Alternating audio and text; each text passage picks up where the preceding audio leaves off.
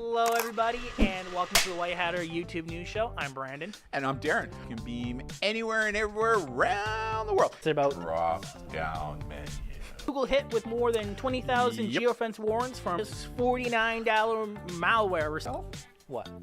Malware. So but again, iCloud is not an encrypted environment anyway. I know. So do they use lasers? No.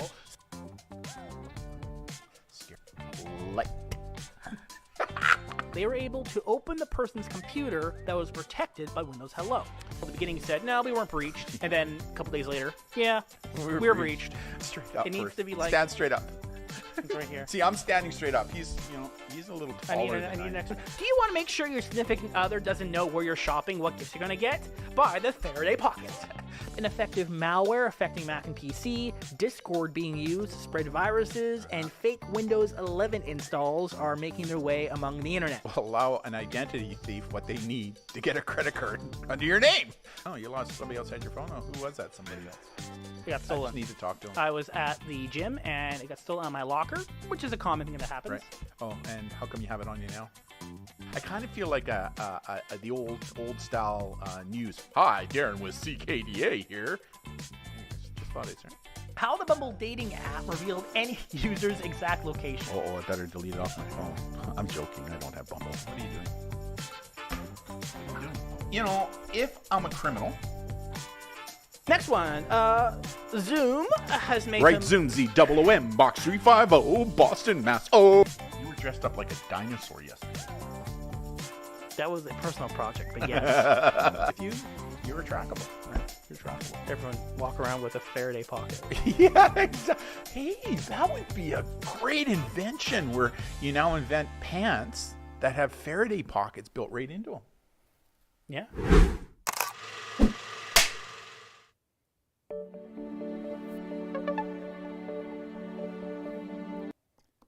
Good evening, everybody. Darren with the White Hatter team, and welcome to this evening's live virtual YouTube live event on online predation and exploitation, what parents and caregivers need to know, and what you can do to help reduce the risks.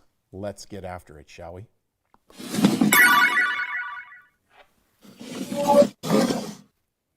Well, good evening, everybody. Darren with the White Hatter team, and welcome again to our live YouTube virtual presentation tonight. Be looking forward to this one. And the topic tonight is on online sexual predation and exploitation. What is the threat and what can caregivers do?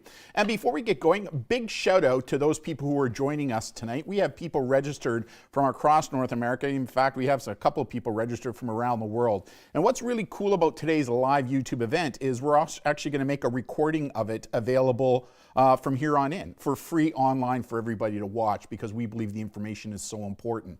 So a little bit about who we are and what we do as a company. So this is Beth and I. Beth likes to say we've been married a long time, have been just over 32 years. This is Brandon. Brandon works full time in the company. Brandon actually has his master's degree in the area of social media and communications. He's got his undergraduate degree in sociology with a minor in technology. And Brandon is responsible for creating the virtual studio. This is 1,200 square feet. We've got two sets. This is set one. We got set two, where he has using 7 different camera angles. It is amazing what he has done here at the White Hatter studio. And Brandon also teaches all our elementary programs as well as many of our adult learning programs. As a company, we are based here in Victoria, British Columbia. We're on the west coast of Canada, the southern tip of Vancouver Island.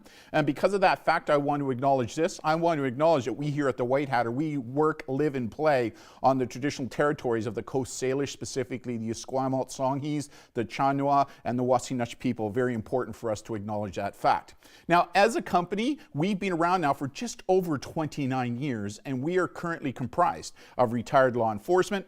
We have a number of academics that work with us. Good example, Brandon's got his master's. We got another person who works with us, Julia. She's working on her PhD, her doctorate on the issue of privacy as it relates to technology use in classrooms across our country. We consult with psychologists, psychiatrists, legal experts, a variety of different people. We are very much an evidence-based led company. We believe let's enlighten and not frighten through facts, not fear, as you're going to see in today's presentation. We are also made up of what are known as white hat hackers or ethical hackers. years. And we're pretty unique as a company. Not only do we teach social media safety and digital literacy, but we are also licensed to conduct online investigations here in the province of British Columbia. So we are contracted out by families, businesses, we work with schools, and we work with law enforcement across Canada and the United States. And we're also made up of people who absolutely love social media. As a company, we also have over 35 different social media and digital literacy programs that we present to schools, to parents, and to business and organizations. You're going to find all of those on our website that we'll talk about a little bit later at the end of the presentation. And for the past 2.5, almost 3 years now, we're doing almost everything virtually through the virtual studio, which is kind of cool. Again, what Brandon has done here is unbelievable. This isn't Zoom, it's not Teams. It's an actual live video production using 2 sets, several different camera angles. Again, amazing what he has done. And this year, Brandon has also created a variety of different video on demand programs as well. For those people who can't attend our live presentations, we've created video on demands, professionally developed, which are available. Again, you'll be able to find them on our website. Now, to date, we've presented over 560,000 teens from across Canada and the United States. And recently, we were involved in our 212th intervention where a teen who heard us speak reached out to us for help because they found themselves in a very bad situation online, not knowing what to do, where they were now considering self-harm or suicide as an option. They reached out to us for help. In every one of those situations, we were able to help those teens. As a result of the work that we do, we've now earned 8 different recognitions and awards, internationally, nationally, provincially, and even locally. Again, something that we're very proud of. A little bit more about me. So I come from a law enforcement background. I was with the Victoria Police Department for just over 30 years. And about 6 years ago now, I finally retired. I retired at the rank of a staff sergeant, also known as a watch commander. And in the last couple of years in our police department, I became our department's expert in conducting investigations, both in the light and deep dark web. In fact, I have 7 different certifications in that area. Now, the reason we're here tonight is to talk about this topic, right? Online sexual predation and exploitation. But before we do that, I think it's important that we all know that some of the content that I'm going to be talking about in today's presentation may not necessarily be a PG-13 kind of thing, right? Like, we're going to be talking about a topic that can be very dark and very graphic in nature. So some of the content that I'm going to be sharing with you may not be suitable for small kiddos, right? Like, there's not going to be any nudity or anything like that, but there's going to be some words, some phrases. In fact, I'm going to show you an actual, what's called a capping or sextortion incident taking place where there's language being used that, again, is not really suitable for young people. But having said that, I've had a number of parents say, you know what, Darren, that's okay. My child is with me, and I want to sit down together with them to listen to this topic because it's so important. The other thing that I want to acknowledge right out of the gate is I want to acknowledge the fact that most preteens and teens are doing super cool and positively creative things online, and we older adults, we need to start acknowledging that fact. Like, too many older adults, parents, teachers, and caregivers believe that teens today are up to all this horrible evil, all this mischief online. No, they're not. The vast majority of our teens are doing really, really cool things online. And we older adults, we need to start acknowledging that fact. Because what's cool about the internet is the opportunity is given to us. Like, never in the history of humankind have we been so connected with one another as we are today because of this thing called the internet and social media. But with this opportunity also comes some negatives as well, right? Because it is a fact that the internet allows private and immediate access to children and offenders both inside and outside the home, right? Like, prior to the internet, if somebody wanted to connect with your child for sexually inappropriate reasons, it needed to be done face-to-face, right? IRL, or which stands for in real world, right? Whereas today, it can happen in what we call the on-life world. Now, you heard me use the term on-life, and this is important because a lot of adults, we still see a difference between the online world and the digital world. It's 2 separate entities. Where to teens today, it's just one world, or what academia calls the on-life world. So when you hear me using the word on-life, that's what I mean. But the other thing to remember is that current research from Human Trafficking Institute in the United States found that about 30% of sex trafficking survivors were actually recruited online. And these are some of the things that we're going to be talking about in today's presentation. Now, one of our favorite social researchers, which is Dr. Sonia Livingston from Great Britain, here's what they had to say. The very same characteristics of the internet that makes positive contributions possible, immediacy, portability, intimacy, unconstrained reach, and lack of supervision and regulation, have facilitated serious social, intellectual, and mental health risks, which again is important. Now, throughout the presentation, you're going to hear me using some definitions and some phrases. So I think it's important that I define what those are for all of you. So let's have a look at some I'm going to be using. So you're going to hear me use the phrase sexual exploitation. And what is that? It's when anyone forces or entices a youth under the age of 18, no matter their sexual orientation or gender identity, into engaging in sexual activity in return for something received by the child and or those perpetrating or facilitating the abuse. You're going to hear me use the phrase online exploitation, and that means the use of information and communicational technology as a means to sexually abuse or sexually exploit children. You're also going to hear me use the phrase child sex trafficking, and this is where technology is used for recruiting, harboring, transporting, obtaining, or providing a child for the purpose of sexual exploitation. And you're also going to hear me use the phrase CSAM, right? And CSAM stands for Child Sexual Abuse Material. Now, just on that note right there, legally in Canada and many states in the US as well, if somebody is charged under their criminal code or under criminal legislation, in Canada, you're charged with the possession and the production or the distribution of child pornography. So the term child pornography is a legal term identified under the Criminal Code of Canada. Now, outside of the courts or the legal realm, we call it child sexual abuse material because that's what it is. So when you hear me using the term child pornography, I'm using it from a legal perspective and in that context. Outside of that context, I will use the phrase CSAM.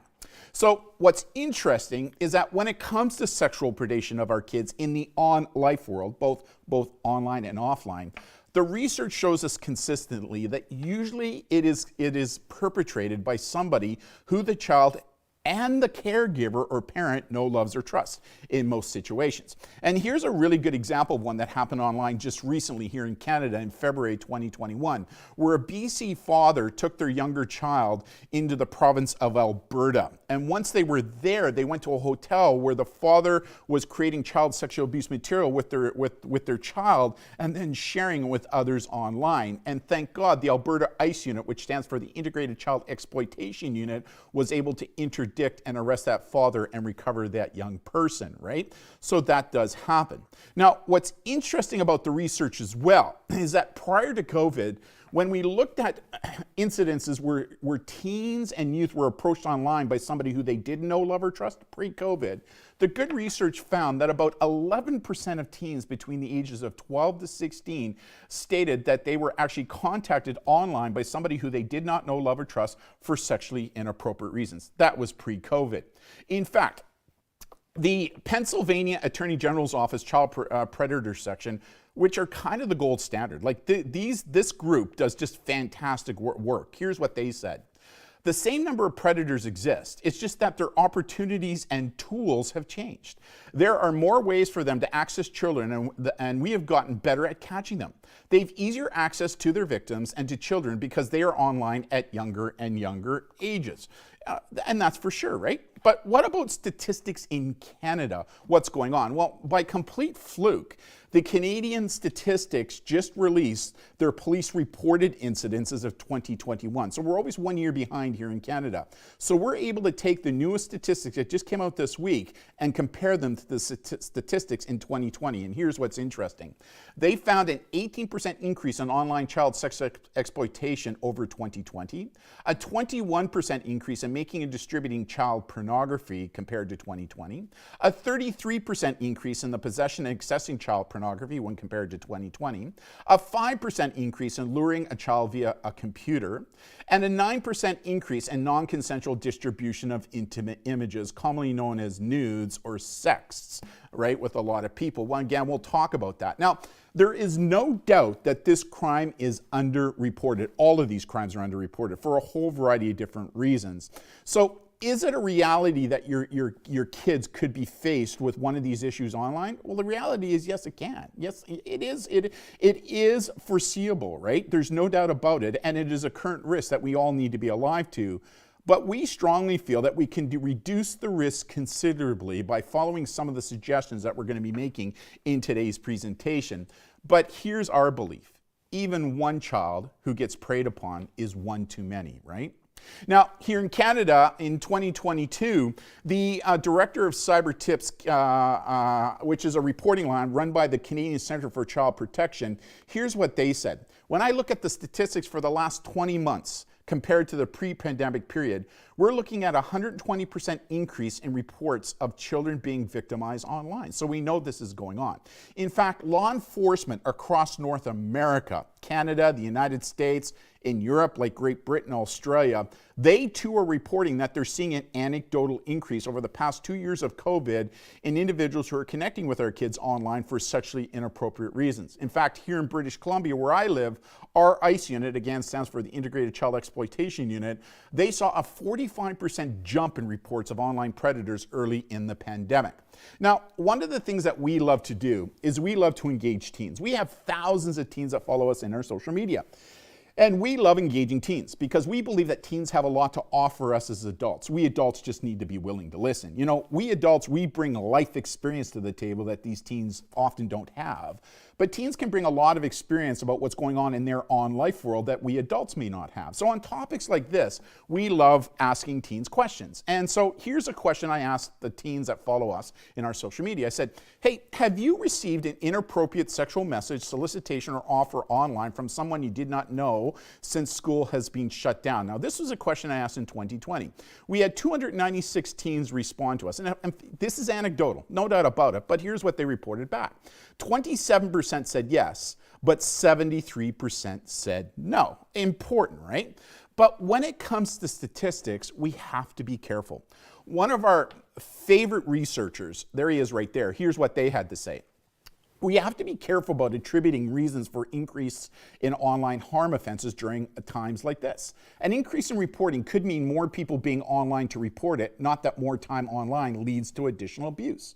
In fact, Stats Canada said this recently. Circumstances of the pandemic have been noted as potentially exacerbating the conditions for victimization, especially with children and youth spending more time online. However, they further went on to say, some of the increases isn't because of possession or trafficking is becoming more common, but because it's being reported more often. Like, I actually believe that education is working because we are getting more and more people reporting this to the authorities. Not enough, because it still is an underreported crime for sure. And in fact, the Global Threat Assessment Organization, which is a not-for-profit who actually look at these issues as well, here's what they said. Increased reporting may not necessarily equate to proportional increases in offending. Some may be due to increased public awareness and more proactive detection by online service providers. I actually believe with all those comments. Now, are we seeing an increase in this? Absolutely we are.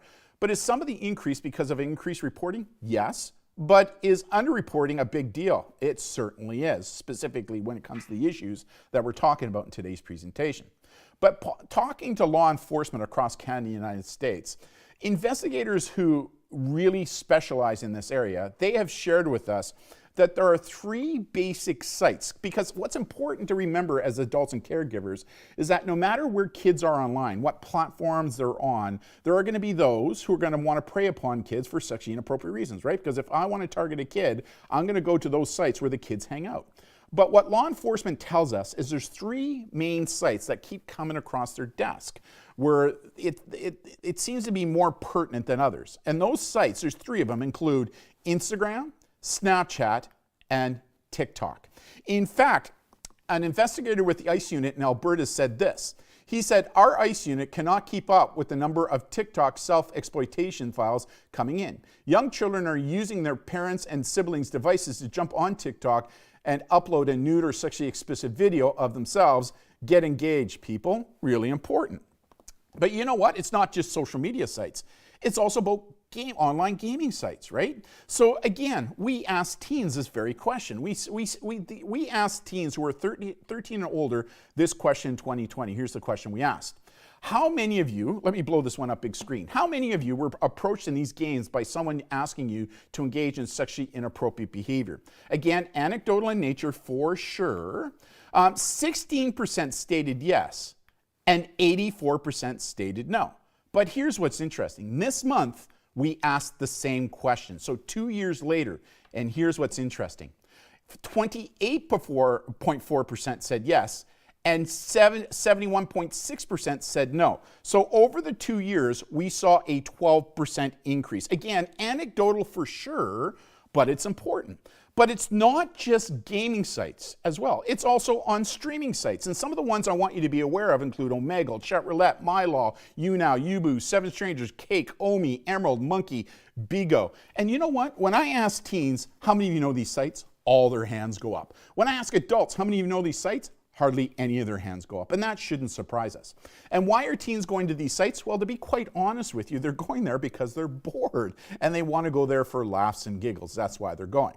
So let's talk about some of these sites, right? Like when some of these sites were created in the past, like Omegle, which became very popular again about 1.5 years ago because of TikTok, and some of the more current ones like the Monkey and Bigo, they were basically designed to be open chat rooms. The whole idea is you can go into these streaming platforms and talk to people from around the world you don't know anonymously, or at least that's what you think, because I'm going to share with you something. And there's 2 ways you can do it. You can either do it via text or using your video to stream. So a good example, Omegle.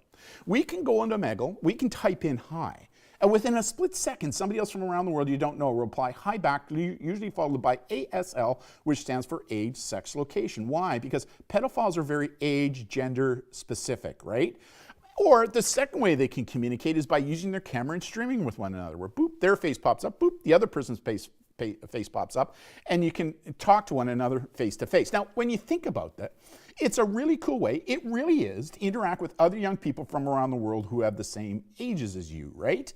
But it is important to understand that sometimes people who you're talking to online may not be who they say they are, something I'm going to talk about in a little bit more detail a little bit later. And see, teens know that.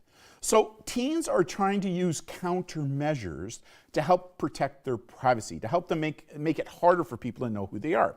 And one of the ways they're doing that is by moving their camera so you can't see their face, right? But what teens don't know is that there are programs out there where once it's downloaded onto your device by a predator, by a capper, you'll learn what a capper is here in a little bit. And with a push of a button, they can take full control of your webcam and blow it up. So now they can see your full face, your full body, everything behind you. They now screen capture that, and they'll use it for the purpose of extortion, or what we call sextortion. Again, we're going to talk about that in today's presentation as well. Or the second way teens are trying to hide their identities is they will wear masks. And one of the most popular masks being used is the unicorn mask, and yes, that's me. Second most common mask, the Boba Fett mask off the new Star Wars series. The third most common way teens will try to hide their identities on these streaming sites is they'll take their hoodies, throw them up over their heads, and pull them so tight that all you can see the little itty bitty eyes, they look like Kenny off of South Park. And when I share that with teens, they all start to laugh, but not so funny. Here's what they don't know. There are programs out there that allow these individuals, as soon as they connect with you, if they can drop what's called a RAT, a remote access Trojan, into your device, it allows them now to take full control of your computer. And what this also allows them to do, so they can turn a camera on or turn it off remotely. And that little LED light that comes on, they can program it so it doesn't come on. But the same program also allows them to identify your IP address. Now, what's your IP address? Your IP address is the address of where your computer is located in the world. It may not tell us that you live at 123 Sesame Street, but what it does do is it tells us you live in this place called Vancouver, Victoria, Toronto, New York, Paris, Sydney, Australia. So they've narrowed you down to a geographic location. With a push of a button, they can also covertly record everything that you're doing in front of your camera without you knowing you're doing it. So let's say it's a teen who's engaging with somebody online privately, or at least they think it's private, and they're starting to engage in sexual behavior, thinking it's private, nobody's going to see it. And unknown to them, the individual has recorded the IP and they're recording everything that they've done. The teen then signs off. The next day, these guys will reconnect with the teen using a messaging service, and there's hundreds of them out there. And here's what they'll usually say to the teen. They'll usually say, hey, how you doing? My name is Darren7235. And the reason I'm connecting with you is I'm the person you were talking to in Omegle or Bigo last night. Oh, by the way, I now know that you live in Victoria, British Columbia, Canada. Oh, I actually figured out you go to Oak Bay High School. Here's a link to their Facebook page. Oh, I also figured out that you have an Instagram page, a Snapchat page, a TikTok page, a Discord page. Here's links to those. Oh, I actually recorded everything you're doing. Here's a recording of it. Oh, if you don't do exactly what I want you to do for me now in front of your video camera, if you don't put $500 in my Bitcoin account, or if you don't send me gift cards to an iTunes store, I'm going to take this video, I'm going to post it on all your social media sites so that all your friends, family, and teachers and can see what it is you're doing. It's what we call extortion. We like to call it sextortion. And people who do this, we call cappers. They're known as cappers online, which is short for capturing, right? Capturing pictures online. In fact, here in Victoria a couple years ago, law enforcement arrested a 19-year-old male who capped or sextorted over 15 young people using that very technique that I just shared with you right there. And you know what? Capping is a reality, right? Capping is also being used for the purpose of sextortion, right? They're called cappers. And here's what I want you all to know. I'm going to blow this one up big screen. Since January of 2020, we here at the White Hatter have now helped 95 teens and their families, all of them under the age of 18, youngest was 13, 93 identified as male, 2 identified as female, who were all sextorted online. In fact, CyberTips, which is handled by the Canadian Centre for Child Protection, they've seen a 63% increase in these types of crimes taking place. We are almost receiving at least 2 to 3 of these types of requests a week from teens and their families right now. So this is a clear and present threat. In fact, this is such an important topic that we dedicated a whole podcast to this very topic on sextortion, right? And I would encourage all of you, it's free, it costs you nothing. And if you listen to Apple Podcasts, Spotify, Google Podcasts, if you go in there and type Parenting in an Online World, the White Hatter, you'll find our podcast, and it's episode 2, where we spend a good 30 minutes talking about the issues of sextortion and what parents can do to help minimize the risk specifically to that. And what's interesting is when it came to the 95 cases, as I said, 93 of them were male and 2 were female. But having said that, there's been some good research coming out. Here's some right here, where we've also seen an increase in young women or young people identified as female between the age of under the age of 13 being targeted online. And you're going to see that's a constant theme, right? 13 and under, 13 and under, 13 and under. Now, why is this important? Because Five Rights Foundation, which is an international not-for-profit on issues surrounding child privacy, security, and safety advocates, here's what they found. Almost half, 42% of children aged 5 to 12 are on social media sites, despite the fact most of these sites have a minimum age requirement of being 13. Like, a lot of parents don't know that in order to have a Snapchat account, a TikTok account, an Instagram account, you need to be 13. In fact, Thorn, which is another group in the United States not-for-profit that works and helps law enforcement in dealing with online predation and exploitation, here's what they found. 40% of teens 13 and under are on most popular social media platforms out there: Instagram, YouTube, Snapchat, Discord, TikTok, right? But here's what's interesting. 1 in 3 had an online sexual interaction, which included being asked for or receiving a nude photo of some type. Another organization, there they are right there, which is the Internet Watch Foundation out of Great Britain. Here's what they found in 2020. They located 68,000 self-generated child sexual abuse material images were located online. But here's what's interesting. 80% of those, the victims, were under the age of 13-year-old, and they identified as females, as girls, right? Interesting quote from the Canadian Centre for Child Protection again in a survivor survey study that they did, and I quote, 67% of CSAM survivors said the distribution of their images impact them differently than the hands-on abuse they suffered, because the distribution never ends and the images are permanent online unless we can get them down. And what's really cool about the Canadian Centre for Child Protection is they're able to help deal with that through something they call Project Arachnid. We'll talk about that at the end of the presentation. And just recently, just this month, the National Society for the Prevention of Cruelty to Children in Great Britain released a report, and here's what they found. Some interesting numbers. They found an 80% increase in online luring cases over the past 4 years. 82% of grooming cases last year where the gender was known were against girls, with 12 to 15-year-old girls making up 39% of all victims where the age and gender was recorded. And grooming is increasingly becoming cross-platform. Multiple social media sites were often used in the same offense. It's something that the cappers and the predators online call off-platforming. Again, we're going to talk about this thing off-platforming a little later in the presentation. Now, What's important for everybody to know is there are 4 groups of online predators and exploiters that I think that we should all be aware of.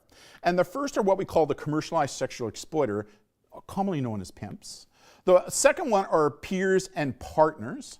The third category are family and extended families, like mothers, fathers, brothers, uncles, grandparents, cousins. And the fourth are sexual predators that are either known or unknown. Now, of these groups, there are 3 subcategories that I want to talk about. And the first are what we call sexualized troll haters.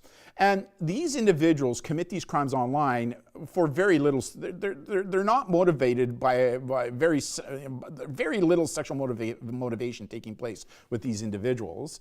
And they're very Machiavellian in nature, right? And this is where the capper and the sextorter lies. And their goal here is to make the target as upset as they can. Why? Because it means more financial gain. And this is where sextortion and something that they call e-whoring, not very politically correct, but I'll talk about that term here in a little bit and where it came from. And this is also where peer weaponization of intimate images falls under, right? Where it's 2 teens in a relationship. During the relationship, they were sharing intimate images of one another consensually in that relationship. They now split up, and then after the split up, one of the partners is so mad, so jilted, that they take the intimate image or nude that was shared with them, and then they post online and weaponize it for the purpose of embarrassment. And it's very, very rare that the individual here is going to be the actual true pedophile. And these types of pictures and videos form about 1/3 of all CSAM images that are online today.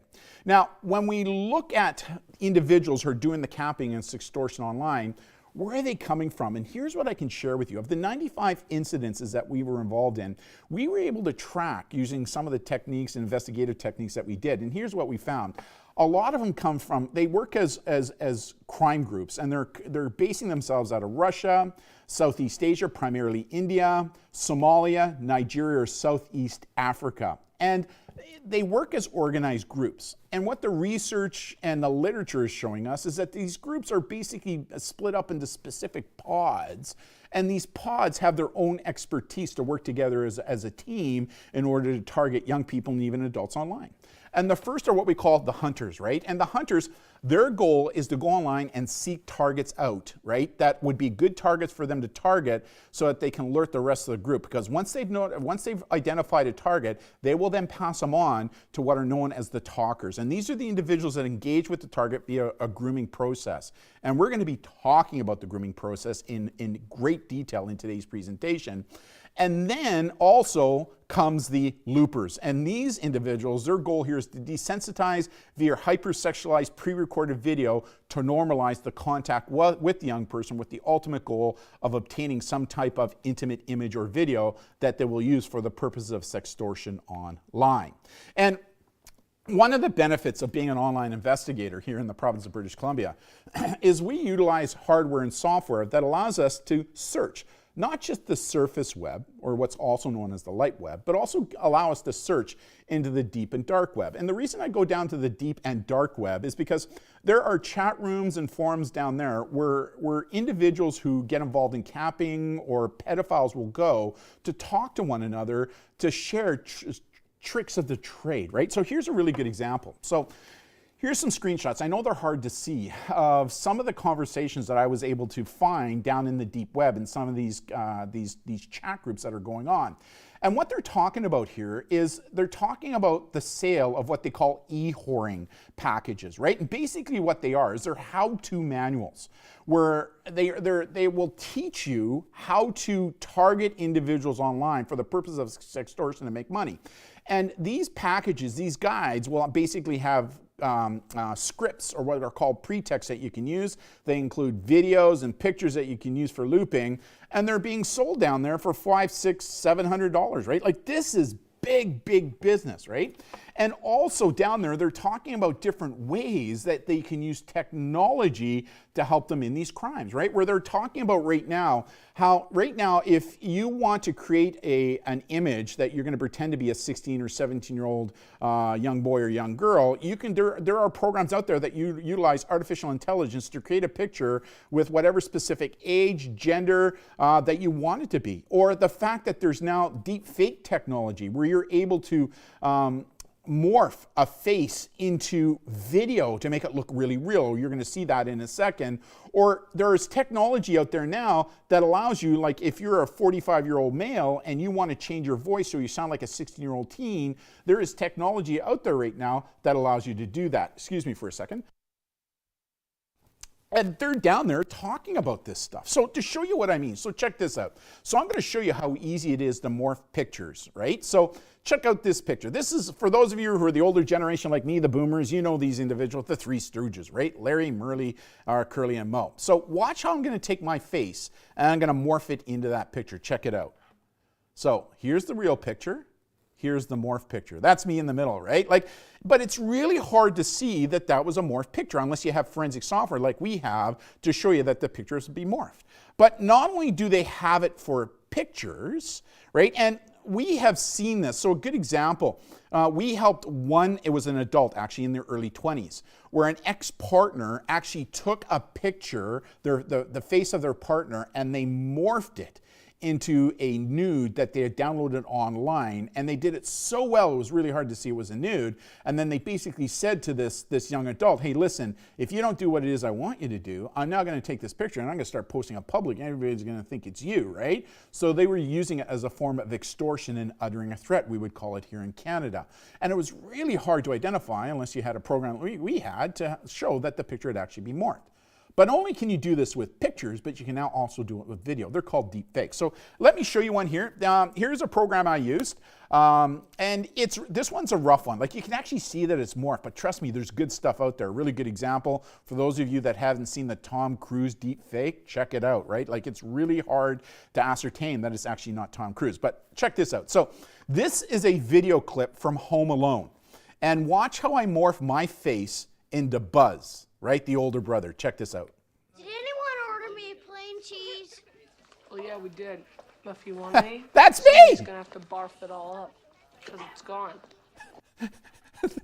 That was me! But trust me, there are some really good programs out there that now allow these individuals to do this, and it's really hard to see it was a morphed picture. It's actually kind of scary. But here's another good example. So how old do you think that person is right there? A lot of people will say, 13, 14, 15. You'd all be wrong. Actually an older male, right? He's using software and hardware that allows him real time to change his look so he looks like a teen, and he was using a program to change his voice so he sounded like a 15-year-old boy. So although you're thinking to although you think you're talking to a 15-year-old hottie online, it could be a 55-year-old male from who knows where around the world who has criminal intentions in mind. So even though you're chatting with somebody live online, streaming, they may still not be who you think they are, which is really important. But here's what's interesting. Really, you don't even need filtering AI software to bait the hook. Let me show you a really good example. I'm going to blow this one up. Here's a message that I was screen captured down the deep web in one of these forums that I was stealthing on.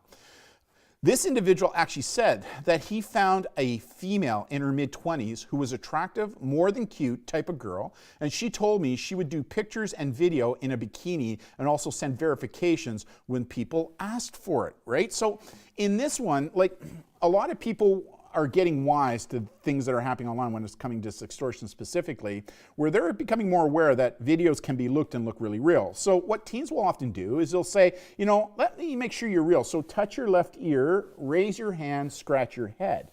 Well, cappers don't have looping video that can show that. So what they're now doing is they're actually using live people bait to do that. And we've been involved in several cases now, of the 95 that we've been involved in, where the teen was actually lured by a real teen person online. And we believe that that teen was being sexually trafficked, right? Human trafficked by probably a pimp to their advantage to put in front of the camera so that when the teen says, raise your hand and tap your head, they'll do it. And the teen now believes, okay, this is a real person, so they must be safe. So again, these are things you need to be aware of.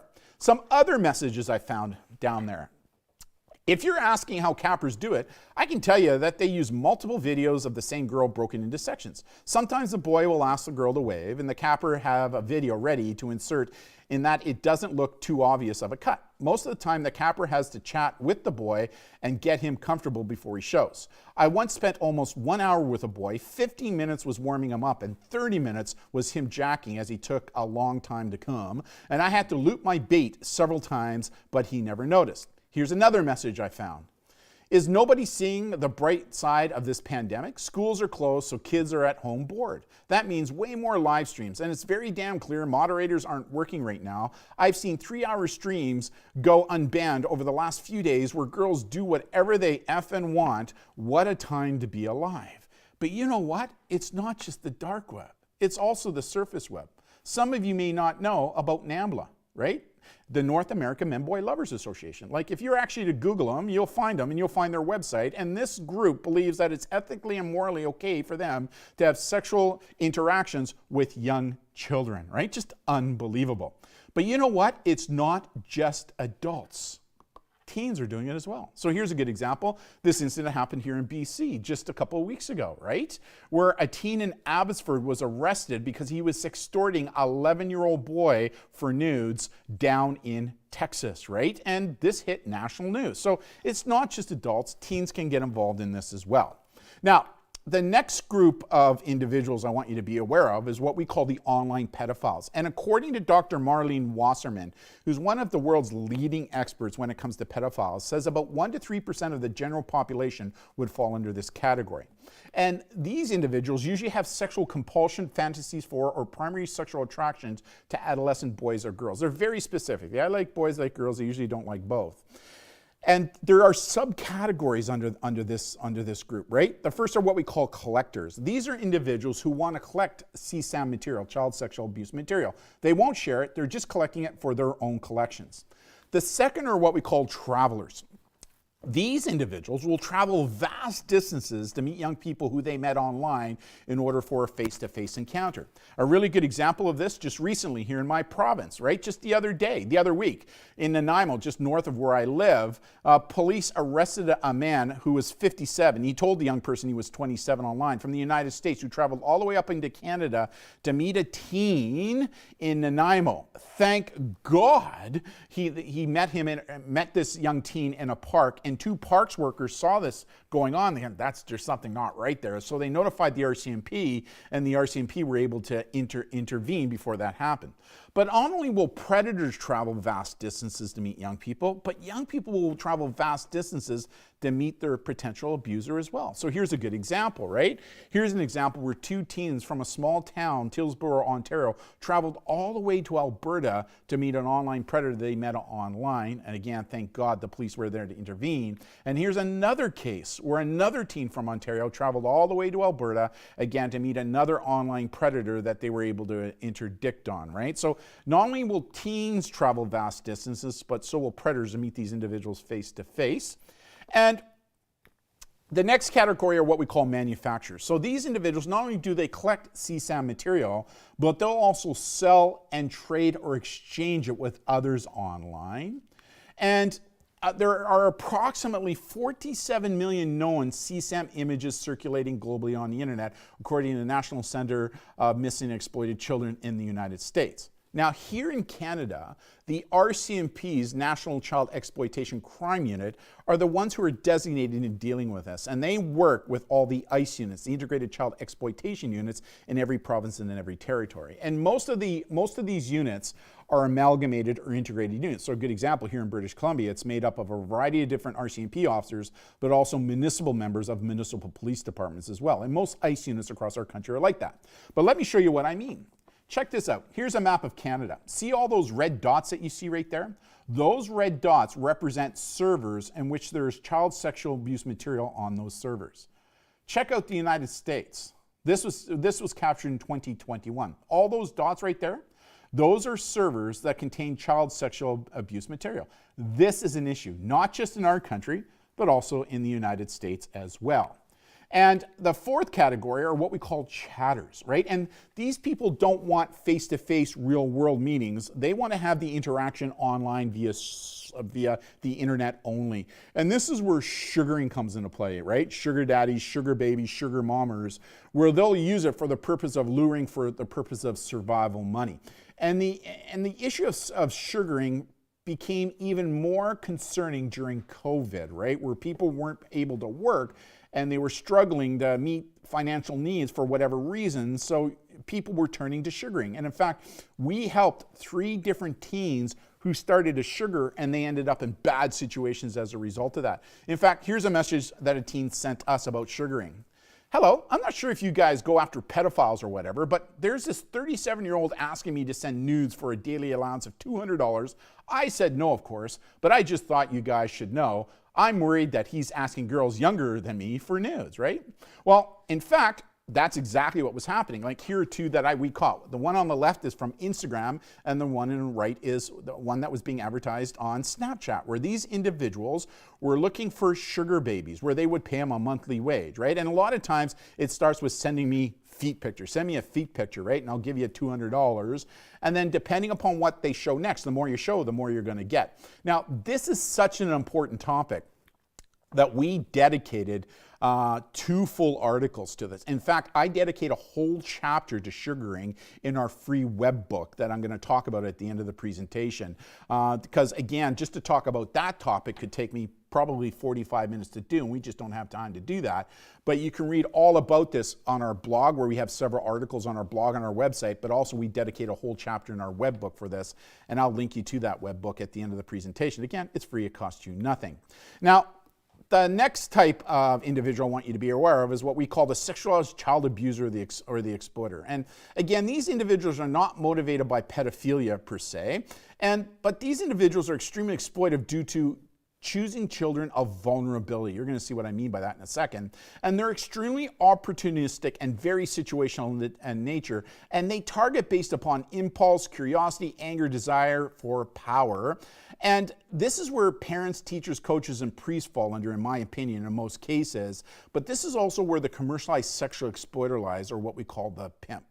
So who are they? So who are these individuals? So let me share something with you. A couple years ago, I was notified by some parents, and they had a teen daughter in high school who came to them concerned that somebody was connecting with her online, and they were concerned that this person was trying to groom them online for sexually inappropriate reasons. So they went to the police, and the police said, well, you're probably right, but there's just not enough evidence for us to do anything. So they came back to us and said, listen, the police really don't want to do anything about this because there's not enough evidence for them to go forward with it, which wasn't correct. There was.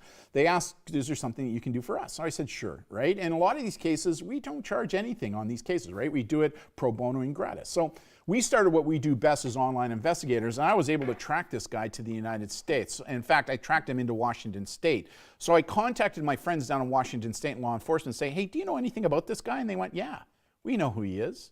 He's a registered sex offender here in Washington State, and there he is right there. In fact, there are several warrants for him right now for luring and grooming and sexually exploiting young people that he met online. So who are these individuals? They're very computer savvy. They're very good at what they do. Most have a successful career, and most of these guys are male, and they average around 25 years of age. Now, females are also, but by far, individuals who commit this crime in most cases are going to be male, around 25. Sometimes they can be older, some they can be younger, but on average around 25 years. And these individuals like to target what they call high-risk groups. And the academic research pans this out, right? And so who are most at risk? Teens in ministry or government care or foster care. Substance dependency, which ends up in debt bondage, where maybe the youth becomes addicted to cocaine, methamphetamine, fentanyl, whatever it is, to the point now where they can no longer pay for it. So the way they're going to pay for it is they're now going to get involved in human trafficking, right? And as a result of that, that's how they're going to pay off their debt. Teens who identify as LGBTQIA2+, youth who are homeless or living in poverty, youth who are disabled, runaways, and First Nations youth. But again, I think it's important to understand that any youth is vulnerable, but there's no doubt that these categories of high risk are ones that are easily identified by these online predators as primary targets. The research is also showing us that there are some push factors that make teens more vulnerable, especially when it comes to human trafficking, right? Being run by pimps, right? These commercialized sexual exploiters online. And these include children who face neglect, right? Like if they're not getting love and affection at home, they'll seek it elsewhere. And pimps are really good at identifying that, right? If the child has experienced family trauma, if they're experiencing physical and emotional abuse, sexual violence at home, substance abuse, social problems, mental health challenges, weak support system at home, educational setbacks, or not doing really well at school, or previous involvement with criminal justice system. And what was interesting, when I was involved in law enforcement and we were engaged in enforcing these types of issues, when we were recovering young people who were being recruited by these online commercial sexual exploiters, these pimps, you could check most of those boxes. Not all of them, not all youth, but it was amazing to see the commonality about a lot of these push factors that come into play for sure. Now, some other interesting statistics. 2020 Human Trafficking Institute found those under the age of 18 years made up about 55% of the total U.S. sex trafficking cases, and 12% of them were under the age of 13, and 89 were between the age of 14 to 17. And I would say that that number there translates up into here in Canada and the United States as well. The same thing, the Human Trafficking Institute, here's what else they found. 30% of recruitment is now taking place online when it comes to commercial sexual exploiters, the pimps, where they'll connect with these people online for the purposes of getting them face-to-face for them now to basically to take them under their wing for the purpose of sexual exploitation and human trafficking. So who are these exploiters, right? Who are these pimps? Most are not operating as an organized crime enterprise. Yes, there are organized crime enterprises in Canada and the United States that these women, they have them run these circuits, right? For sure.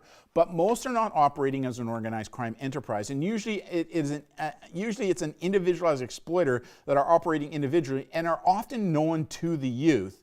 And this is especially true in places like OnlyFans, right?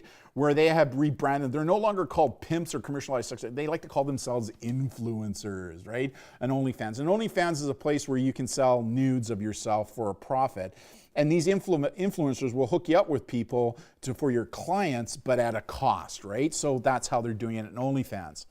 And what these individuals will do is they will groom you online. And grooming, commonly known as manipulation, is the way in which the internet predator will move from good intentions to sexual exploitation online. And they will feign attention, affection, they'll offer incentives and try to normalize sexually inappropriate behavior online for the purpose of removing the stranger stigma. Again, we're going to talk about stranger danger a little bit later and why we got to get away from teaching that. And the goal here is often to make the child feel comfortable with them so that they will want to meet them in person, right? That's their ultimate goal. And they'll play the waiting game. They'll work long periods of time. They'll work days, weeks, months, years. Like we worked with one teen and their family where this guy had groomed her online for 6 months before he made his move for the purpose of sexual exploitation. Now, when it comes to camping and sextortion, it can happen in under 30 minutes. In fact, the example I'm going to give you later in the presentation, it happened within 17 minutes, right? Now, a relationship will often be established in a chat room via social network or an online gaming site or wherever kids hang out. And before they connect with the youth, they're going to modify their profiles. So they're going to stealth them. They're going to creep them online first to learn about what their likes and what their dislikes are. So before they connect with them, they'll change their profiles so that their likes and dislikes mirror those of their intended target. Why? Because a lot of teens who don't know, who are contacted by somebody they don't know, first thing you do, check out the profiles, right? So if I like and dislike the same things that you like, you're more likely going to trust me. It helps to build what is called psychological rapport with their intended target.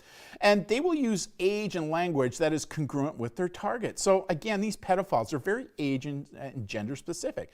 So if I'm the online predator who prefers a 14-year-old teen who identifies as female, well then I'm going to use language and other issues that are congruent with that age group, right? And the other reason they're doing that is to help what's the word I'm looking at? They're looking for ways to defeat law enforcement because they know that undercover operators are working online, right? So if all of a sudden they connect with you and you say you're a 14-year-old girl, these guys will say, well, okay, well, what's your bra size and what's your panty size? And if you don't know, if you can't answer that question, it's a pretty good indicator to the online predator that you're probably not a 14-year-old teen girl. You're maybe law enforcement trying to entrap them, right? So these online predators do their homework as well. They're very good at that kind of stuff. They'll ask for personal information and private information about you and your family early in first contact, right? Why? Because they want to know, are you from a family where there's not a lot of affection? Why? Because that means you're a primary target. Where if I learn that you're very close with your family, then there's a higher risk of you letting your parents knowing what's going on. They'll shower you with likes, follows, and compliments and gifts called love bombing, right? Your mom and dad don't love you. I love you. Oh, you're beautiful, right? Well, and they'll like everything you're doing, right? Helps to build that psychological rapport. And at some point in time, they're going to ask you to DM or private, right? They're going to ask you to off platform. So they'll meet you in a public place, and then they'll ask you to move over to a private platform. Why? Because they want to cut the prey from the herd. They don't want anybody else to see what's happening. In order for them to commit this crime, they can't let a parent, adult, teacher see what's going on. They need privacy as their primary goal here, right? And so that's why they'll move into private chat on Instagram or Snapchat or even to Google Hangouts. And they're also, the other reason they'll go to these sites is because it allows them to covertly record everything that they're doing for the purpose of extortion or even sextortion later on. Then what they'll do during this grooming process is they're going to bait the hook, right? So once rapport and trust is built, they'll let you know, like, I'll pay for you to come and see me. Like those two examples that I gave you with teens from Ontario traveling to Alberta, the predator in question forwarded the money via PayPal and some of the other Venmo apps that are out there to allow these people to catch a bus to travel to come and see them in the province of Alberta. And they'll promise you quick cash, right? Like they'll say, oh, you're beautiful. Have you ever thought about modeling? Like you'd be just an awesome bikini model. And you know what? We can make big money doing that. And they don't take no for an answer and keep pushing your boundaries. Like one of the things I say to teens is no is a complete sentence. There's no room for negotiation. So what these people will say is, as you're saying, they'll just keep pushing those boundaries to the point in time that they finally wear you down, where the teen feels it's just easier to give in to do what this person wants than to continually say no. And they are now using masked words in their chat with kids online. Why? Because they know that a lot of sites like TikTok, Instagram, Snapchat, they're using artificial intelligence algorithms to pick up on words that are being used for the purposes of extortion or sexually inappropriate behavior or human trafficking, that once picked up, they will then notify law enforcement about that. So what they're doing is they're masking them, right? Instead of spelling out birthday, they'll use an 8 to stand for the B and the exclamation mark to stand for the I, so that artificial intelligence doesn't pick that up. Again, trying to hide, staying private online. Then what they'll do, so again, once they first meet with you in a public site, right, they'll build the rapport to the point where they feel like, hey, let's go over and talk privately now. It's what they call off-platforming, right, where they'll move you to a more private location where only the child and the predator can now communicate with one another, nobody else can see. And sometimes they'll actually use an encrypted platform to do that as well, to make it harder for law enforcement to get the evidence they need to prove the crime. And then they may ask the child to move to a phone or even voice over internet protocol. And it's not uncommon for these individuals to send the teen being targeted their own cell phone so that they can talk to the teen without mom and dad knowing they're doing it. So the teen basically has a burner phone that mom and dad don't know about, that they're talking to the predator, the exploiter online with. And pimps will often offer to their intended target to make easy cash, offer gifts, supply them with drugs, or invite them to all age and hotel parties, right? Where they'll actually hire friends of theirs to come to a hotel and they'll have a big party going on where there's free booze, free drugs, free food. So think about this. If you're a teen who's homeless, has no source of income, and you're being groomed doing this, it looks really, really, really good, right? And all of a sudden the teens get brought into this lifestyle, and now they're captured. So these pimps are getting their talons into them, which now makes it hard for these people to break away. And they're definitely looking for the vulnerable, right? And we talked about some of the vulnerability type of teens that they're looking for, which kind of brings you to a story I want to share with you. Again, a couple years ago, after I retired from policing, again, I was notified by another family, a foster family, had a foster child, identified as female, teen, and they felt that their teen was being, again, groomed online, by what they believed to be were a couple of pimps who lived in their city. So they actually went to the police department, not going to mention who, and said, hey, listen, this is what's going on. Is there anything you can do? Again, law enforcement in that city said, you know what, you're probably right. We know who these guys are, but you got no evidence to do this, and there's nothing really we can do, which again is totally false. There's stuff they could have done. So the family knew about us, so they connected with us and said, hey, Darren, listen, we went to the cops again in this case, and they said there's nothing that could be done. Is there anything you can do for us? And I said, well, listen, I can't make you any promises, but if you provide me with this information, I'll see what I can do. So they provided me with the information I needed to start conducting my online investigation. And within minutes of starting my investigation, I immediately identified these two individuals as active human traffickers. Like, there was no doubt about it, right? I was able to find pictures of them. I was able to find phone numbers that they were using at the time on Backpage and other online sites where they advertise human trafficking online, prostitution, that kind of stuff online. I actually found pictures of them with drugs, and even I found pictures of them boasting that they have these weapons and stuff, right? So I was able to put this all together into a really nice package, tied up with a bow, and I gave it to them, and I said, hey, listen, take this to your police department now, right? So they took the package that I created, and because I was ex-law enforcement, I knew exactly what the cops needed, so I basically created a blueprint for them. The investigation was basically done. They take it, gave it to the cops. The cops looked at this and went, oh.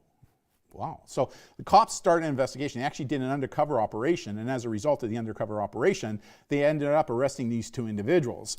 And they were charged with a variety of online sex offenses, including luring, grooming, those types of issues, weapon offenses, all kinds, living off the avails, all kinds of, and they were sentenced to 2 years less a day in jail. Well, they were out within months, right? Because of good behavior, they were kicked out. Well, I don't know if any of you who are Canadian remember this, but in February of 2020, at the start of COVID, there was an article that hit the media. And it was about an incident that happened in Saskatchewan. So here's what happened. Saskatchewan RCMP were working highway patrol on the Trans-Canada Highway for traffic that was coming out of Alberta into Saskatchewan. They were working a radar trap for speeders, right? So all of a sudden, these two vehicles are coming at them at a high rate of speed eastbound on the Trans-Canada Highway, and they were two SUVs. And they were driving really fast, close to one another. Almost looked like a U.S. presidential convoy, right? And they were speeding. So the RCMP got in behind them, pulled over both vehicles. They approached the first vehicle, and then the first SUV, in the front and passenger seat were two adult males, and in the back seat was a female teen. No luggage in the vehicle whatsoever that they could see. The second SUV behind them, again, driver was male, passenger was male in the front seat. In the back seat was another teen female and no luggage whatsoever. In policing, we call that a clue. So the investigation started, and pretty quickly they were able to put two and two together, came out with four, and they quickly recognized that these two girls who had no ID, no luggage, both of them who said they came from British Columbia, right? With no luggage, no ID, nothing, right? So they were able to put two and two together, equaled four. They arrested these individuals, and it turned out that these four individuals were moving these people into Saskatchewan for the purpose of human trafficking, sex trafficking in the province of Saskatchewan. And all of a sudden, their pictures popped up in the media. Boof, there they are. And guess what?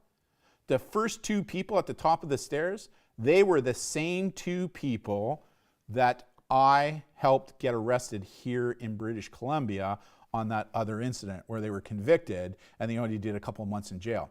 They were known as the twins here in BC. The third person on the stairs down, he was known as the chauffeur. And the last person at the bottom, he was known as the butler, right? That's what they were known as.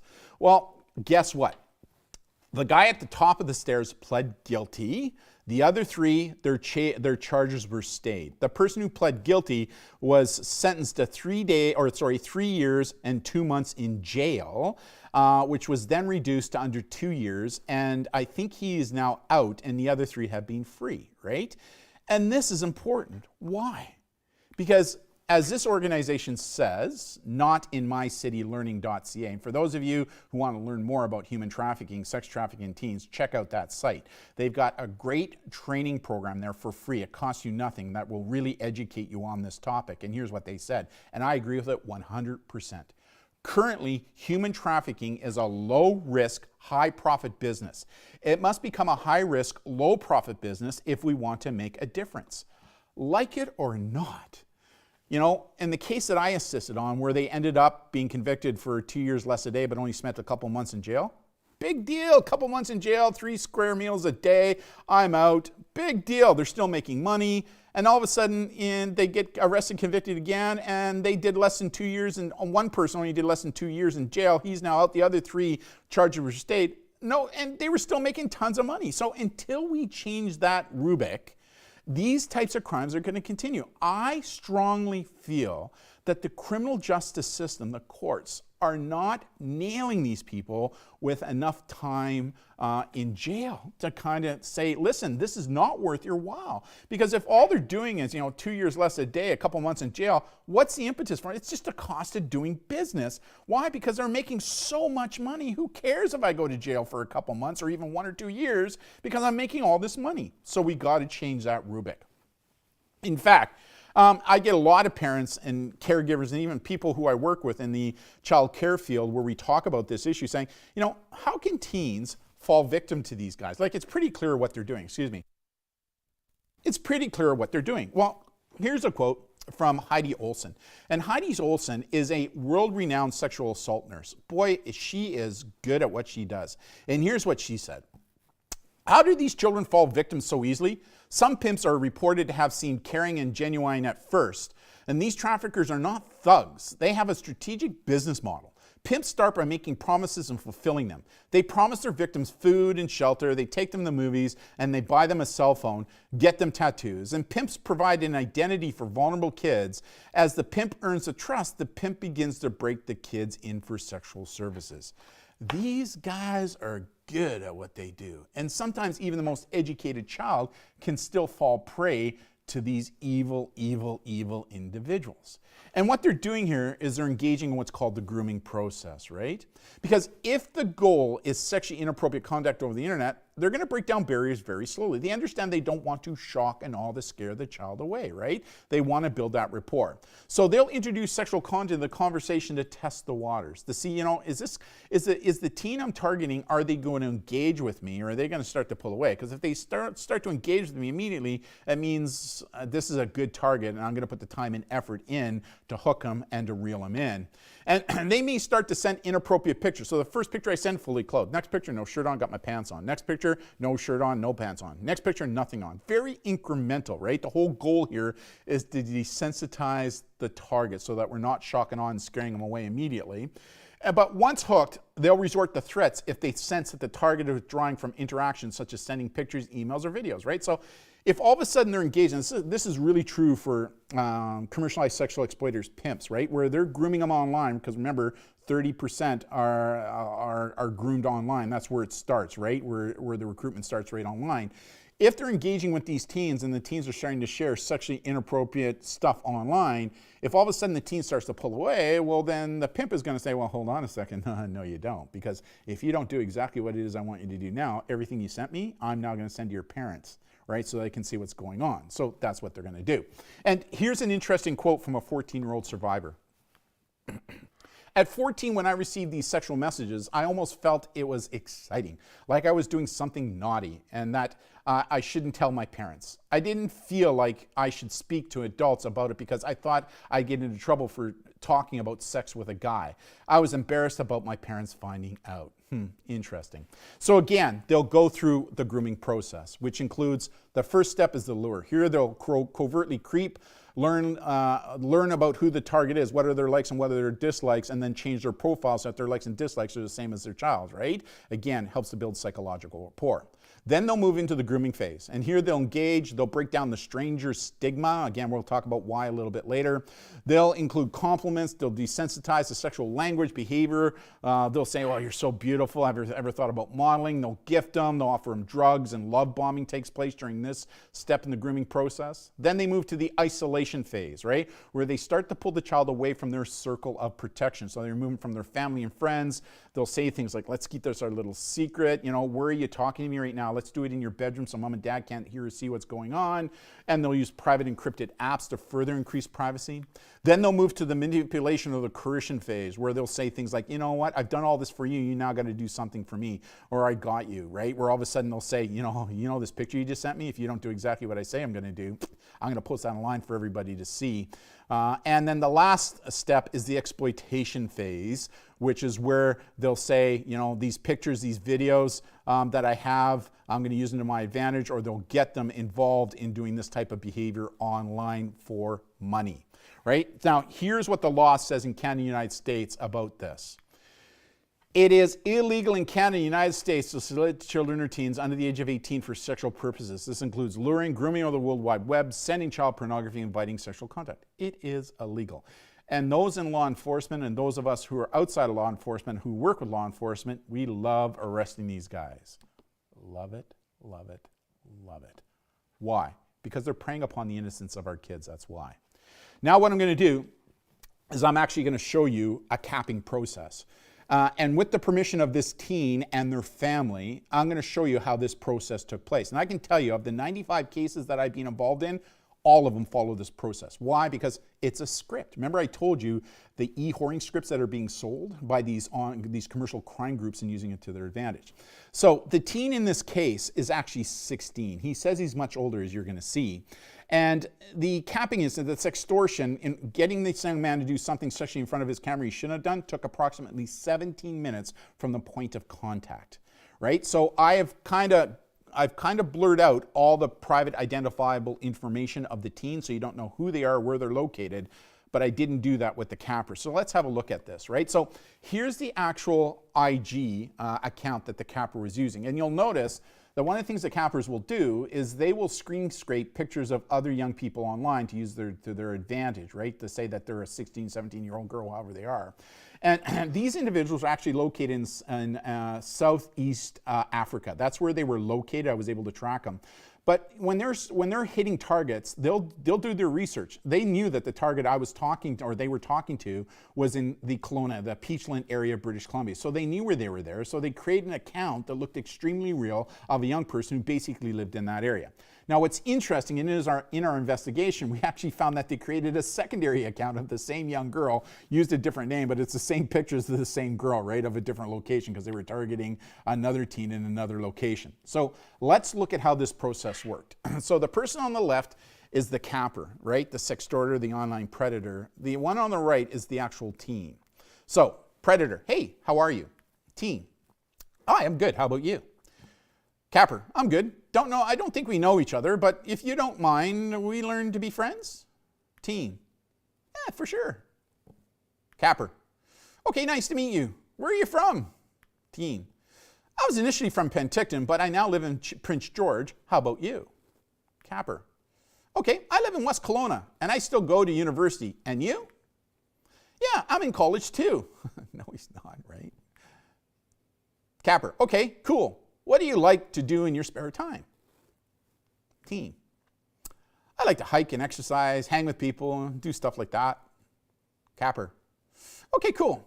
I like gardening, sports, fitness, skiing. I like music and sex like everyone else. Excuse me for questions. Tell me, do you like sex? Big red heart. Teen, yeah, I do. How old are you? Capper, 19. And you? Teen, 21. No, he's not. Capper, okay, what are you doing right now? I just took my bath, and I'm in bed after finishing my bath. I'm alone in my room, and I'm bored, so I like that we give pleasure, if you do not mind, big red heart. Teen, sure. Capper, I want to show you something, but I want it to stay between you and me. Teen, yeah, sure. Capper, but I don't trust you much. Teen, yeah, I promise. Capper, are you really sure this is going to stay between you and me? Because I never did this with anyone, and I want it to stay between you and me, okay? Big red heart, blushing, happy face. Teen, yeah, I promise. Capper, I want to show you my beautiful pussy in a video call, just for fun, but it stays between you and me, okay? Big red heart, big red heart. Yes, you can send me video, baby. You want my Snap? Capper, I don't like chatting on Snap, baby. Are you alone now? Teen, yeah, LOL. Capper, okay, baby, I'll call you now. Big red heart. Baby beautiful, you really alone now, right? Yes, LOL. Capper. Baby, sorry, write me on cam. I have a problem with my microphone. You are very beautiful, baby. Baby, proof me you're really alone now, and I will now as well. Now, what's interesting about that one, it is very common that these individuals will say that their mic is broken so they can't use their mic. Why? Because they don't want the teen to know that they're actually not a teen female, they're actually an older adult male in most cases. So just that's the reason why they're saying that. Teen, okay, I'll try unmuting yourself. Or okay, try unmuting yourself. Thank you. You, Cam, and let me. Teen. You see the proof? But why you don't show me your face on cam? Excite me, baby. So again, these individuals, they will try as hard as they can to get the teen's face in the camera. Why? Because once they get the teen's face and screen capture it, they've got them. So when teens are really hesitant about showing their face, these individuals will put lots of pressure, say, oh, let me see your beautiful face. Because once they do that, they've got them for the purpose it helps when it comes to the extortion. Because it's pretty hard for the teen to say that's not me when it's a full face-up picture to show it is them. Show me this with your hand. So what the teen is now doing is they're saying to the capper, because they're getting a little suspicious right now, right? So the teen is saying, I want you to do this with your hands to prove that you're a real person and not just a video that's looping that I'm going to fall victim to. That's what they're doing there. Okay, baby, I want to see your nice dick to excite me. Big red heart. Where are your hand gestures, baby? So again, he's going, yeah, okay, but show me the hand gestures first. Again, demonstrating what he wants the capper to do. Capper, excite me, baby. I'm very hot now. I want to see your beautiful dick for excite me. Big red heart, blushing happy face. Teen, hand gesture first so I know you're real. I can't see it. So again, he's getting highly suspicious that this maybe isn't who they say they are. Saying, listen, you got to show me this hand gesture before I show you my dick. Basically what the person's asking for, right? Capper. How? Real how, right? Again, teen, show me this with your hands. Again, saying, show me this first and I'll show you mine. Capper. Why are you behaving like a child baby? Tell me just gonna show me or not. Teen, okay, I will. So he's worn down, right? Like he's caught now. He's so excited that his prefrontal cortex is no longer working. That primal vein is now fully engaged. He thinks something exciting is going to happen, so he's not even going to wait for them to do the hand gesture to prove who they are. Capper, big red heart, teen, work me up. Rub your tits.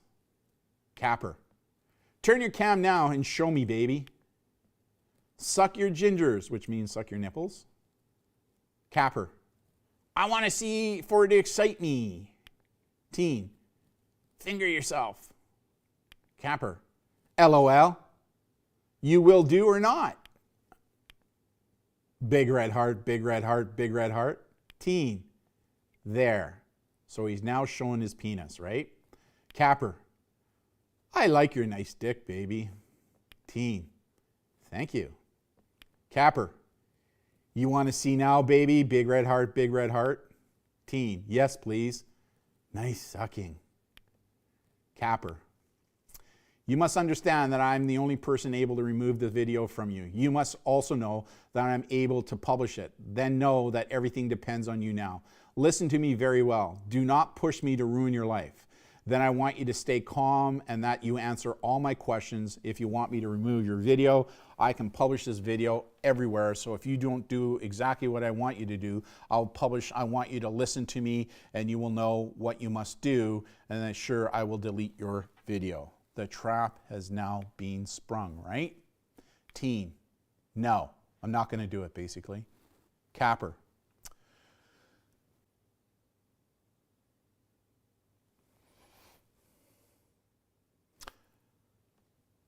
Sorry about that, just a little bit of a glitch there. Welcome to the internet, anything is possible. So I'll continue now. So if you don't want to have problems with me now, you will stay calm and answer my questions correctly and do what I ask or ask you just when your video is deleted, okay? So sir, right now this video is on YouTube channel, but in a private world. That is, it is you and I who know of his existence. So if you try to stand up to me, I'll throw your video link to your loved ones, friends, family, and your workplace. So you're going to stay calm and discuss the deletion of your video and answer all my questions because I'm doing this for a good cause. Yes, I will answer anything. So he's in full panic mode at this point in time. Capper, like I told you, I want to just trust you and delete, but I can't because you haven't done anything to prove to me that you're a person of goodwill. I just want to have a confirmation that you are a person of goodwill. I just want you to pay $9,000 to a hospital located in West Africa. They need money to pay for blood bags to treat life and children who are dying of blood diseases, of orphan children, destitute children in West Africa. Now I'm listening to you. Know that this is the only way that I will delete the video. Boom, the trap is now being sprung, right? So again, what I just shared with you is a constant theme. And the 94, that was not, again, 95 cases. In 94 of the other cases, they almost looked identical to that when it came to capping incidents. It was almost the same script, some minor changes here and there, but the same script. And that happened within 17 minutes. That's how quickly it can take place. So now that we know who these predators, exploiters are, the types they are, the tricks that they're using, the lure and the grooming process, what can we now do as parents and caregivers to minimize the risk? Here's some thoughts. Number one, remember, no matter how well-educated youth are still vulnerable, right? Even the most highly educated teen can still fall victim to these guys, especially when it comes to pimps. They are good at what it is that they do. Remember, we need to talk to our kids about healthy human sexuality, pornography, and safe relationships. And this must be a discussion that is compounded over time. You can't just have it once with the kids and think, okay, they're good to go. It's something that we got to compound over time with age-appropriate language, and we'll talk about resources for that later. Preteens and young teens, no unsupervised access to the internet, right? Like, especially for those under the age of 13 and under, right? And if you look at a lot of the statistics when it comes to these types of issues online, a large number of those who are 13 and under. I'm not saying it doesn't happen with teens older than that. It does, for sure. But, for those who are under the age of 13, they should have no unsupervised internet access, especially at night.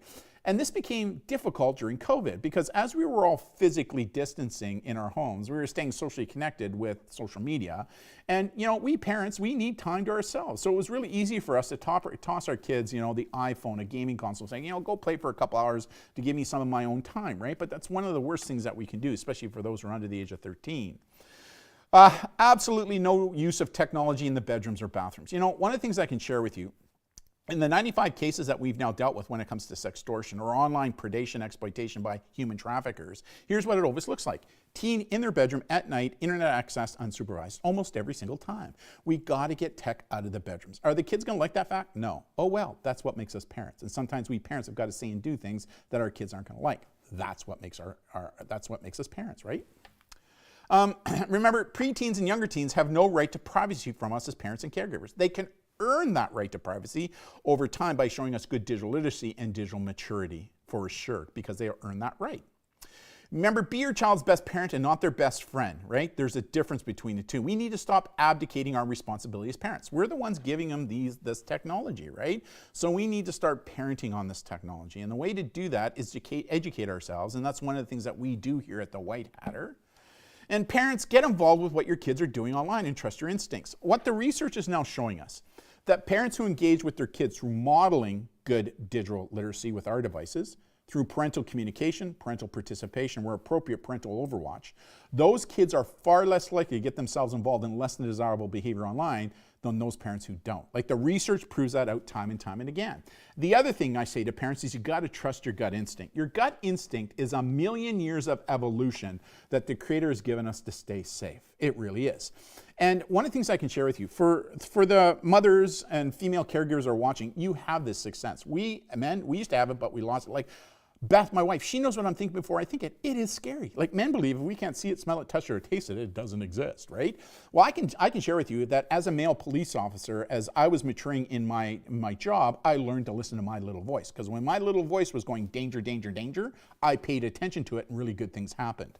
When I didn't pay attention to my little voice, really bad things happened.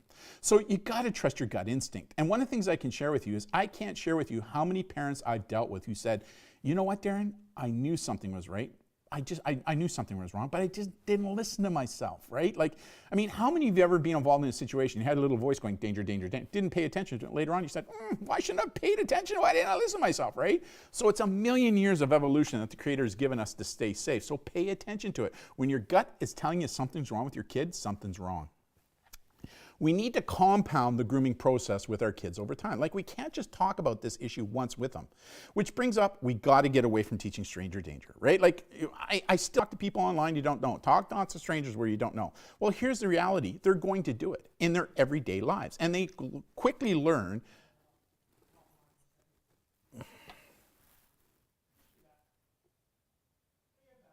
Sorry about that. Another glitch here with YouTube, but we're working on it. So, stranger danger, right? Like, what's interesting about stranger danger, here we are telling kids don't talk to strangers because strangers are bad people, but kids quickly learn throughout their lives that most strangers they talk to are really nice people. What else are mom and dad not what aren't they telling me that's not true? The other ironic thing here is that if a child is in danger and they need help, and mom and dad aren't around, another safe person is not around, well, a stranger may be the only safety blanket they got to go to in time of trouble or need, but they won't do it if they're so afraid of strangers because you've scared them, trying to scare them safe, right? So it just doesn't make any sense. So we got to get away from teaching stranger danger, right? Why? Because a lot of times the people who commit these types of crimes, one of their biggest goals is to break down the stranger stigma, because if I'm no longer a stranger, then I'm a safe person, right? What we need to start teaching is the situational danger. We need to talk about the lures and the grooms and how they work. Why? Because if the child understands the lure and the groom, then it doesn't matter if it's somebody who the child knows or if the child doesn't know. They know that what that person is doing is wrong and therefore is more likely to react accordingly. It's what we call stimulus response training. The stimulus is the lure, the grooming techniques. The response is what we want the child to do, no matter if it's used by somebody they know, mom and dad, Uncle Bob, cousin Kevin, or somebody who they don't know. They know that what that person is doing is wrong and therefore is more likely to react accordingly. So let's get away from teaching stranger danger. Is your child ready for a digital device, like a cell phone, and make sure you pick the right one? And in fact, we dedicate a whole chapter in our webbook to that very issue. And on our podcast, I just did a live podcast. I think it's episode 5 right now, 4 or 5, where I talk about that. So please check out our podcast where we talk about that very issue. Next one, remember, most social networks require the user to be 13, right? So and it is amazing when Brandon goes into elementary schools, how many young people under the age of 13 have a TikTok channel, Instagram channel, Snapchat channel, right? And what did we share with you? Those who are 13 under are at higher risk of being targeted online. Remember, where youth hang out in the online world, there are going to be people who want to target them for sexually inappropriate reasons. That's just a reality. If you suspect youth being trafficked, well, build rapport with your youth first and look after their immediate needs. And I'm here to tell you that most of them will not believe that they're being trafficked. They believe that the person that they love me, right? They love me. You don't love me, but they love me, right? So make sure you're recording all that stuff. And especially when it comes to human trafficking, look for life changes in your teen. What do I mean by that? Are they carrying multiple cell phones, right? Like, one is for mom and dad, the other one is for their pimp to connect with them, for them to carry out what it is that they need to do. Changes in clothing and property, right? Like, they have no source of income, but all of a sudden they got new jackets, new pants, new bags, new shoes. Like, where are you getting the money to do this? New nails or new hair. Again, where are you getting the money to do all this? Significant changes in friends, right? Like, all of a sudden they no longer have their old friends. They got these new friends, and all the new friends are older, and especially their boyfriend is a much older boyfriend. References to Bitcoin or premium app accounts or encrypted apps where you'll see that they have a PayPal, Venmo, or WePay app on their phones. Like, why are you doing that? Well, that's because they're using digital currency to do what it is that they're doing, right? Being picked up and dropped off by people you don't know all the time. Carrying false IDs, so if they're stopped by the police, they're trying to hide their true identity. Skipping school or grades are dropping. Disappears often, skips important appointments, changes their lingo, right? Instead of calling out their boyfriend, they're going, hey, this is my daddy, or, I'm in the game, or it's tele-life, which is all vernacular for human trafficking. Friends are no longer friends, they're my wives, they're my sisters, they belong to my stable. Unexplained bruising or new tattoos, where all of a sudden they'll get a tattoo of their boyfriend, their older boyfriend, which is a brand, right? A branding, where the boyfriend brands them. Or you'll see tattoos of a crown, like a gold crown on them, or a deck of cards tattoo on them. All signs of human trafficking. Again, you want to look for clusters, 2 or more of these things. Just because you just see them skipping school or grades are dropping doesn't mean they're being human trafficked. But if you see a variety of these issues, warning bells should be going off for sure. Next one, ensure privacy settings are in place for each and every app and social network that you're doing. And it's easy to do. If you don't know how to do it, go to YouTube and Google privacy settings Instagram, privacy settings Snapchat. Follow the instructions, right? It's easy to do, and you should be doing it together because, again, the research shows us that parents that engage with their kids in social media via communication participation, those kids are far less likely to get involved in less than desirable behavior online. Learn and teach your children how to report inappropriate behavior online.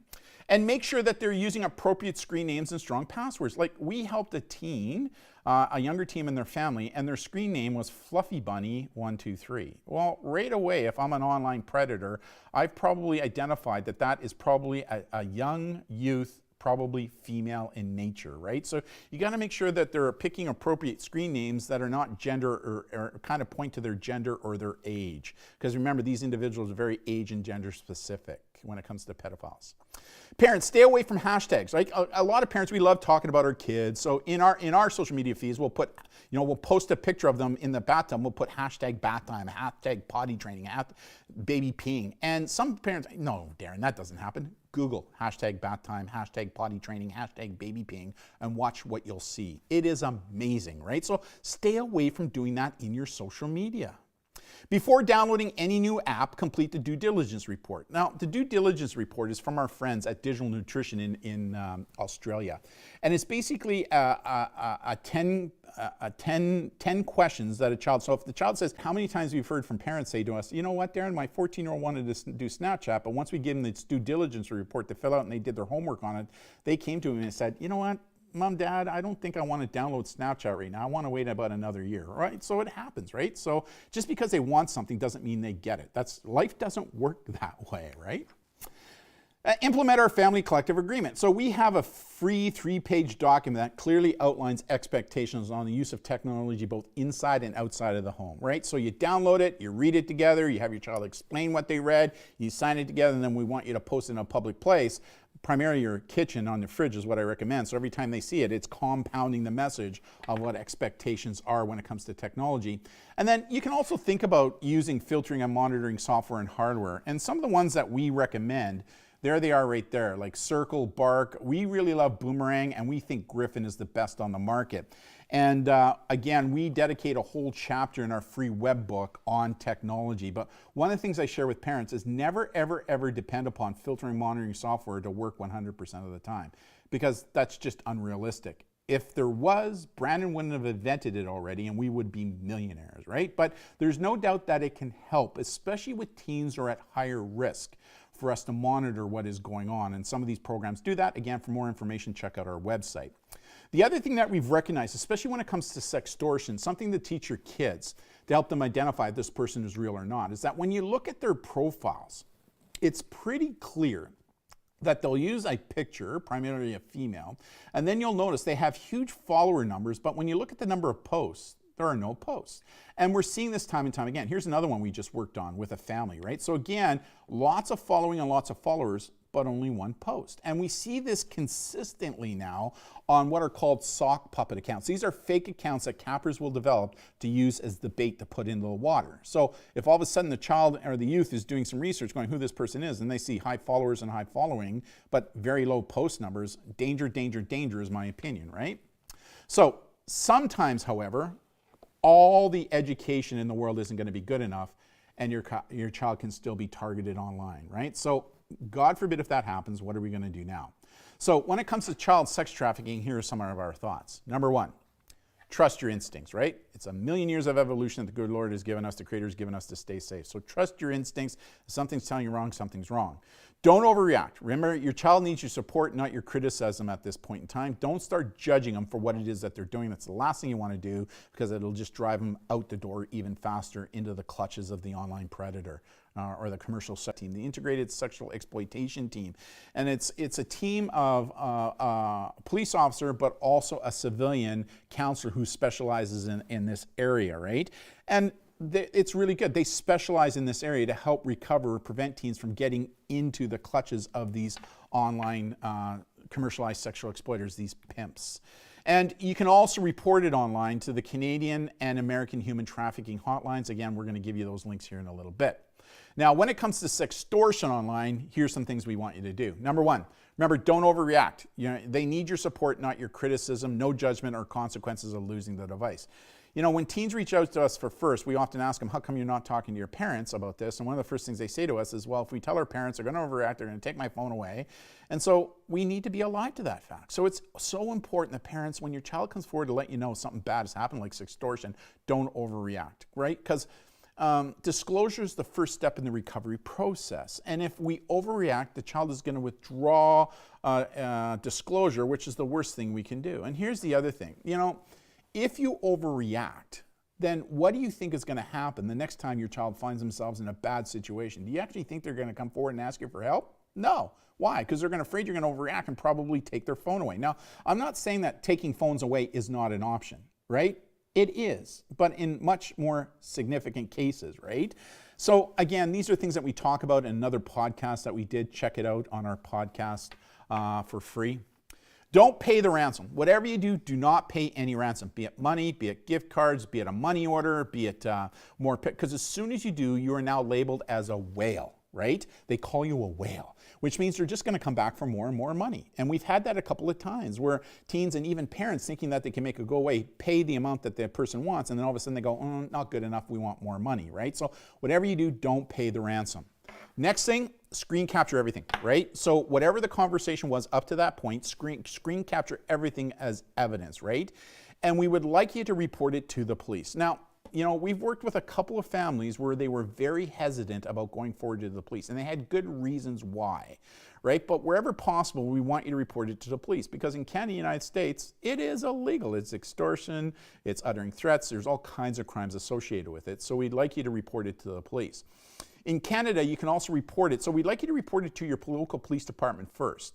But if you can't, then you can also report it to cybertips.ca, which is run by the Canadian Centre for Child Protection. And what's really cool about the Canadian Centre for Child Protection, they also have a program called Project Arachnid. So let's say your child has sent a nude, right? If the child still has the nude, the Canadian Centre for Child Protection, Project Arachnid, which works with law enforcement, they will take that nude and they will hash it. They will basically digitally fingerprint it. And then Project Arachnid will go out on the internet to see if that picture is being posted anywhere. And if it finds it, it will immediately identify it and then start to initiate what's called a takedown to get that picture taken down as child pornography legally, right? Or child sexual abuse material. Pretty cool, but you need CyberTips or your law enforcement agent to do that for you. Now, do not block and delete them until such time as you notified the police. Why? Because police will sometimes initiate what's called an account takeover, where they may decide that they'll take over the account, especially if they believe that the predator is somebody located in North America, to help track this individual, figure out who they are, right? And our ICE units have officers who are specifically trained to do that. Now, it's rare that it happens, right? Because, again, you got to imagine how many cases they're being flooded with. So they can't do it with everybody, but there are cases where they do that. So before you block and delete them, always get the okay to do that by the police department first. Now, it's been our experience when it comes to sextortion and capping that most trolls will not repost the picture. Of the 95 cases we were involved in, we haven't had one case, not one, where the picture, the nude, was sent to a wide audience. We've had a couple where in the pretext, in a part of the grooming process, what they will do is they will send the nude to one or two people in their friends list, or their friends, either on Instagram or on Snapchat, to kind of put the pressure on as a part of the pretext. But we haven't had one case yet where it's distributed to a wide audience. Not saying that it can't happen, it can. But of the 95 that we've dealt with, it has not happened, right? Now, the exception to that rule is a jilted partner, right? If it's over a breakup and then all of a sudden a jilted partner it's very common that a jilted partner will take the nude and then post it online to weaponize it online. After the police say go ahead and block and delete, or if you decide not to go to the police, we want you to immediately block and delete. But understand that as soon as you do that, the capper is going to try and re-engage with you, right? They're going to try and connect with you on other platforms. So this is why, after you block and delete them, for the next 24 to 48 hours, we recommend that the teen or who's ever being sextorted does not accept any friends or followers for 24 to 48 hours. Usually after 48 hours, these individuals, they'll go away. Why? Because time is money to them, right? Like if they don't think they're gonna get the money from you, they'll move on to the next target because there's many more targets that will pay the ransom, right? Like this crime is making them just a ton of money, right? So usually after 24 to 48 hours, they just move on to the next target and the picture doesn't get reposted into the surface web. They may share it in the deep web, but deep web pictures aren't necessarily indexed. They're not searchable at that point in time as they stay down there. So if somebody was to Google your child's name, probably not going to show.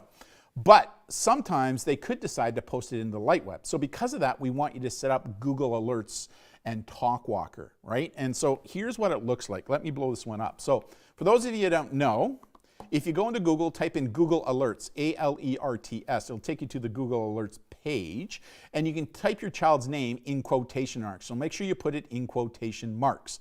And so what that does, and you need a Gmail account to do this. So what you're telling Google Alerts to do is every single day, Google, I want you to search the light web, the surface web, and I want you to look for anything that is being posted with my child's first and last name together and if it's being tagged.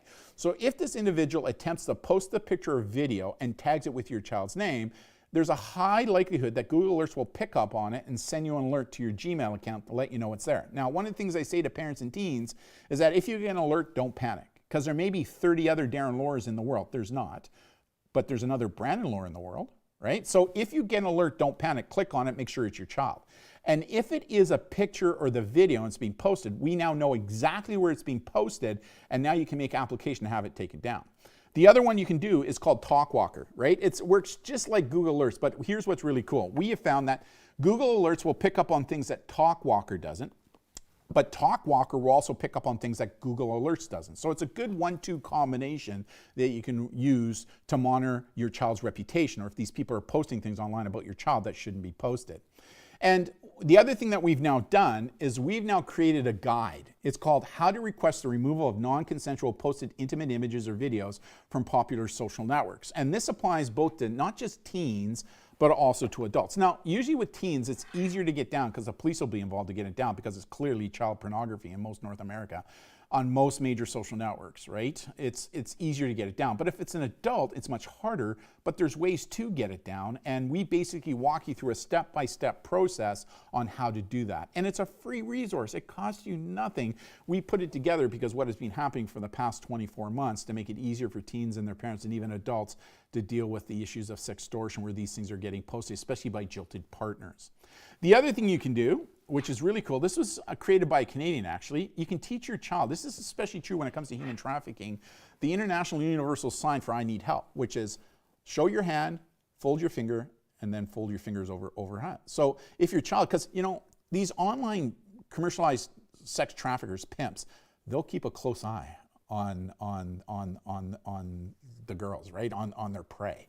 And so when they're online, you know, it doesn't look like anything when you're waving, and then if you do this and then do this at the end, the pimp may not pick up on that, but people who know this hand sign will. In fact, we've had a couple cases, here's one right here on the bottom, in the United States, where a girl actually showed the sign online and somebody recognized it immediately as I need help, and as a result of that, they connected with the police, and the police were able to help this young girl who had been kidnapped and then moved into human trafficking, right? So again, teaching them something simple like this works really, really well.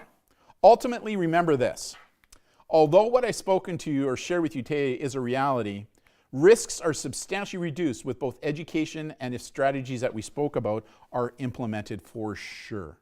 Now, when it comes to reporting this type of stuff, here in Canada, the first step is always to report it to your local police department. That's the first step, right? But sometimes police departments, depending upon where you're living, may not be open 24/7. So a second option is reporting it to cybertips.ca. So when you report this to cybertips.ca, once you report it to them, they will then connect with the law enforcement within your jurisdiction in order for things to go down. And cybertips.ca can also work with Project Arachnid, that if this picture is being posted, they can help you get it down, especially if you're a person under the age of 18.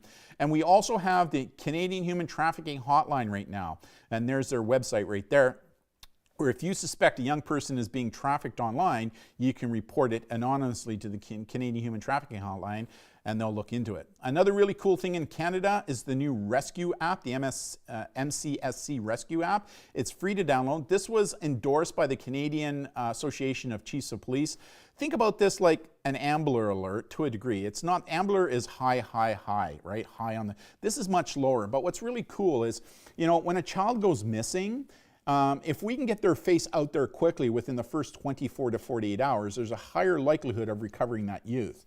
So what happens with this app is that once you post your child's picture into this app, it is immediately sent out nationally across our country. And what's really cool, like I have the app on my phone, so I live here in BC. So all of a sudden, if it's somebody locally who's gone missing, poof, I'll get a quick notification so I can see the face. So if I'm out and about and all of a sudden I see the child, well, I know that that child's a missing child, and now I can immediately report it to the police. And again, it's free. It's kind of cool. Think of it kind of like an Ambler alert, but Ambler is more immediacy, like high immediacy. This is kind of one that if we can get the picture out quickly, there's a higher opportunity that we're going to recover a child who's gone missing, especially if they've been kidnapped. Now in the United States, same thing, you can report it to your local police department. The National Center for Missing and Exploited Children is the national organization that does similar to what our Canadian Center for Child Protection does up here in Canada.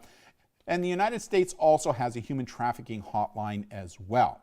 Now, lots of information I shared with you today. So this video is going to be available from here on in for free online. So you're going to be able to come back to the video and watch it for years now, right? It's going to be there. But also some other resources for you. Check out our free web book. There it is right there. Parenting an Online World. You can locate it. If you go to our website, which is www.thewhitehatter.ca, you scroll down about 3/4 away on your right-hand side, you'll see it. You click on it, it'll take you to our book. And you can download it for free. You know, there's a donate button, so if you can donate a couple bucks, that'd be great, because it allows us to keep resources like this free for maybe families who can't have the financial means to pay for this type of resource. But even if you don't donate, you just click the download button, and it's a web book, so it's not something you can print. But you can read it on a PC, a Mac, an iPhone, an Android phone, a tablet. And what's really cool about the web book is I'm constantly updating it. It evergreens itself, right? So, because I knew that if I went to a printed book, it would be out of date within a year because things change so quickly. So in fact, I dedicated a whole chapter to online exploitation and predation, and I just updated it today with some new research that just came out on this topic. So when you download the book, every time you go in to read it, you know you're getting the most updated, and it's free, it costs you nothing. Another option is we have a weekly YouTube show that Brandon and I do, where every week we talk about internet safety, privacy, and security issues that we believe parents and teens should know about. It's about a 25-minute quick hit on issues surrounding technology. Again, it's free. It doesn't cost you anything. So if you head over to our YouTube channel, just Google, you can find it on our website, right? If you go to www.whitehatter, you'll find it on our front page. And go to our YouTube channel, and don't forget, hit that subscribe button. Do you like that sound effect? Right? You like that? Yeah. Well, it's amazing what Brandon has built into the technology here. Also, free is our podcast that we just started up. We're doing one every week. We're up to episode number 5 now, and it's free. So if you're on Apple Podcasts, Google Podcasts, Spotify, Red Circle, it's free. And we have a variety of different topics we're talking about there. One of the things that we learned, we had parents request this because parents said, you know, Darren, I rather listen than watching a video. So like when I'm driving to or from work in traffic, I can listen. That's how I learn. So that's why we created the free podcast for all of you as well. So check it out. We also have a newsletter that we push out once a month. We don't spam you, but we update you on current things that we're involved in, information that we think is really important for you all to understand. Again, it's free. It doesn't cost you anything. And the other resource I want to share with all of you is our Facebook page. Our Facebook page is kind of our landing page for parents and caregivers. And almost every single day, we're updating our Facebook page with things that we think that parents, caregivers, teachers, educators, law enforcement, even teens need to know within the digital world. And check it out. And don't forget, if you head over to our Facebook page, don't forget to follow us on our Facebook page as well. Again, I want to acknowledge this really important fact. Most preteens and teens are doing super cool and positively creative things online, and we older adults, we need to start acknowledging that fact. You know, online predation and exploitation is a reality. It's a current, clear, and present threat that we parents and caregivers need to be alive to. But we need to educate ourselves about that. And that's what this free YouTube live event was all about, was giving you the information for free so you can now educate yourself so that you can educate your kids. And maybe now that you've watched this as a parent, you can sit down together with your child and now watch it together because you know exactly what it is I shared. Because maybe it's important for them to hear it from somebody else. Because if you were like me, when I was a teen growing up, if my mom and dad said something to me, I'd go, whatever, right? But if I heard it from another adult, it must be true, right? It must be true if I hear it from another adult. So, you know, sometimes just replaying this with your kids, with you in the room, is important because, again, it opens up lines of communication that you can have with your child on this important topic. So let's just have a look at some of the questions and comments that were coming in on the feed, if you don't mind. So let's have a look here. Happy we're having this convo is happening. Oh, we're happy too. Hi, Jen. Based in Sydney. Cool. Amazing team. Oh, thank you very much. Thank you, thank you, thank you. I think I'll put my white hat on now. Helps me think better. Congratulations. Oh, well, thank you very much. Be sure to follow the White Hatter on Facebook and Instagram, Twitter, TikTok. Yeah, follow us everywhere, right? Cannon Lake, BC is in the house. Cool. Yes, Brandon just quoted that the event's going to be on the channel for replay. It's going to be there for a while. Fantastic presentation. I'm so glad it will be available later. I know so many coworkers and friends that need to see that. Yeah, you know, I'm really happy about that. Such an informative presentation. Thank you. Yeah, you know, we believe that knowledge and the understanding and application of that knowledge is power. And, you know, what I just shared with you today is a part, we do a presentation for parents, a kind of a premium presentation on this topic as well. And we thought, well, you know what? Let's make it free, open, like a part of it, right? Free for parents, because there's some parents right now that just don't have the financial means to maybe have contract us out, or you maybe even to do video on demands that we now have to offer. So we thought this is such an important topic. Let's just get the information out there in a format that is easily viewable. And what better way to do that than YouTube, right? So it allows us to connect to the masses. So I don't see any other questions or comments. Because if you have any questions or comments on anything that I just had to share with you, just plug it into the comments, and I'll be able to see them here. By all means, do that. And as we're doing that, I mean, how cool is this? Check this out. Like you saw me using a variety of different camera. Check this one out. This is my back camera. This is, hey, how you doing? Like, this is live, right? Like, there's the moving camera. Those are two 70-inch screen TV, studio lighting. It's unbelievable. Here's a top down. This is what I was using to control everything I'm doing and stuff. This is the robotic camera that I used once or twice in the presentation. It gives us movement on what it is that we're doing, which is kind of cool. I didn't use this one. This is a green screen. I didn't use it in today's presentation. I could have. I mean, it's just amazing what Brandon has done with the technology. Again, we like to say what we do is not Zoom, it's not Teams, it's a live video production. I've even got special effects. Check this out. I could have used confetti. You heard one of my sound effects, right? Here's another one. For those of you that know what Among Us is, check this out. I mean, amazing, right? Money shot, right? That kind of stuff, you know, show me the money. I mean, it is absolutely amazing. Another sound effect, one of my favorites. It is amazing what Brandon has done, so. Fantastic presentation. I'm so glad this will be available later. Thank you very much. Such an informative presentation. Thank you. You are very, very welcome. Knowledge, the understanding, application of that knowledge is power. Information to be useful must be shared. How do I find your helping suggestions on a cell phone use? Well, if you go to our podcast, so if you just search on, if you're on Apple Podcasts, Google Podcasts, Spotify, just type in White Hatter, Parenting in an Online World, you'll find our podcast. And I have a whole podcast to the issue. It was the last one I just did on cell phones. We also have a chapter dedicated to it in our free webbook that you can find on our website. So if you just go to www.thewhitehatter.ca, scroll down about 3/4 away, just on the right, you'll see webbook. Click on it, it'll take you to our webbook. You can find it there. What channel for a replay? This one. You'll find it on this channel. It'll be there for a couple of years maybe, right? Until we do another one, maybe update it. So we'll see. So thank you for that comment. Any other comments coming in? I'd be more than happy to answer.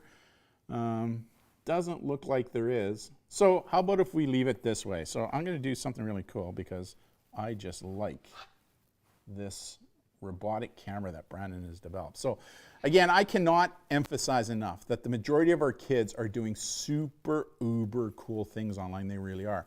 And we older adults, we need to start acknowledging that fact. When it comes to reducing risk to our kids, really it's all about parental modeling with our technology, right? Combined with parental participation, parental communication, where appropriate, reasonable, parental overwatch, filtering and monitoring. It also comes down to educating ourselves on the topic, and that's what today's presentation is all about. It was all about giving you guys the knowledge that you need so you can now sit down with your kids and have ongoing discussions about this. Again, I can't emphasize that the majority of our kids are doing really, really cool things online, but the sad reality is there are people who want to target our kids for sexually inappropriate reasons. And today's presentation was showing you the who, what, where, why, and how of who those people are, and then what we can do as parents and caregivers to reduce the risks. So on behalf of the entire White Adder team, I want to thank you all for tuning in for tonight's important discussions, and hopefully we'll see you again here on this channel. Have a great night, everybody, and have a great rest of the summer break. Hard to believe that school here in BC starts in about 5 weeks. Bye, everybody.